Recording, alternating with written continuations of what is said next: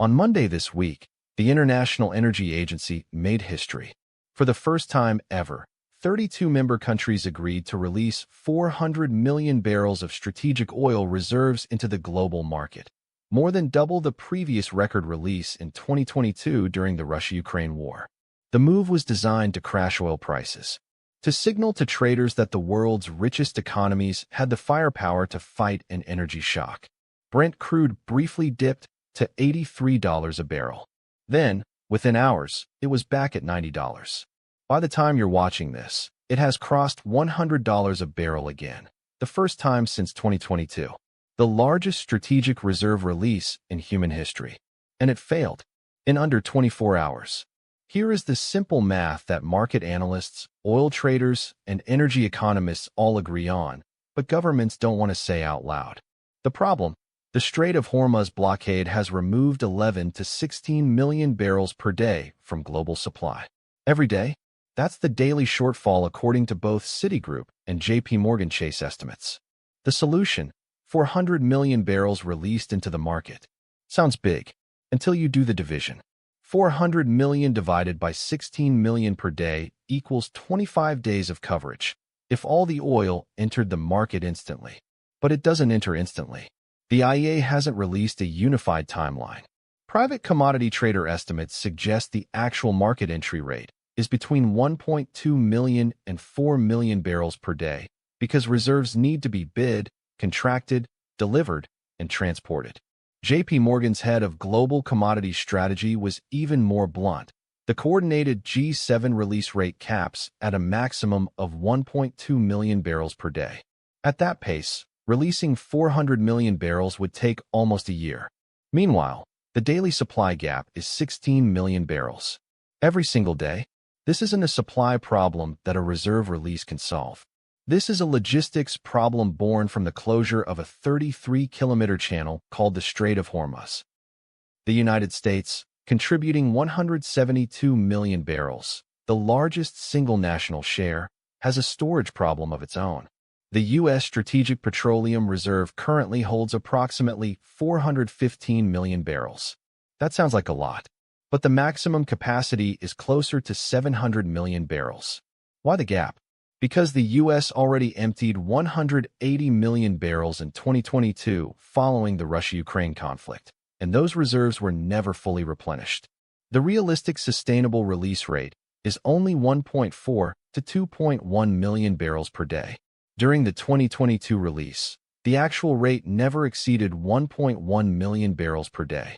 America is being asked to contribute 172 million barrels from a reserve it already significantly depleted and can only physically release at a rate that covers a fraction of the daily supply gap. Now here is the part no energy news segment wants to say directly. While oil-importing countries like India, Pakistan, Sri Lanka, and the European nations are bleeding from $100 plus oil, someone is winning. Russia. For every additional dollar per barrel above Russia's budget break-even price of approximately $70 to $75, Russia earns significantly more from its oil exports, which now flow primarily to India and China via non-Gulf routes. With Brent at $100, Russia earns roughly $25 to $30 extra per barrel above break-even. Multiply by Russia's approximately 9 million barrels per day export volume. Russia is generating approximately $3 billion in additional monthly revenue compared to a $70 per barrel scenario. Every month this war continues, Russia gets wealthier. U.S. domestic shale producers are also sitting on record margins. West Texas Intermediate at $90 plus makes U.S. shale extraction spectacularly profitable. And Gulf producers who can export via alternative. Meanwhile, on the other side of the ledger, India imports approximately 85% of its crude oil. With oil above $100, India's import bill is catastrophically elevated. Fuel subsidies cost more. The current account deficit widens. The rupee faces depreciation pressure. Inflation, already a political problem, gets worse. Pakistan, already in an IMF program, already struggling with foreign exchange reserves, already facing over 25% inflation on food and energy, $100 per barrel oil is not an economic problem. It is a humanitarian crisis in slow motion. Fuel costs filter into everything: transport, fertilizer, electricity generation. Every rupee spent on imported oil is a rupee not spent on health, education, or debt servicing. Sri Lanka, Bangladesh, and smaller South Asian economies barely survived the 2022 oil shock. They are in no condition to absorb another one. One more factor that is not getting enough coverage: Gulf oil producers, Saudi Arabia, UAE, Iraq, and Kuwait, have begun cutting production as the conflict makes export logistics impossible. Bloomberg data shows a combined production shutdown of up to 6.7 million barrels per day from these four countries. That's 6% of global supply gone, not from a political OPEC decision, but forced by the reality that fields which produce oil but can't move it eventually have to throttle back or risk overfilling storage. When production cuts combine with a Hormuz blockade combine with a 400 million barrel reserve release that can't physically reach the market fast enough, you get oil above $100 globally with no near-term ceiling. The IEA made history with its record release.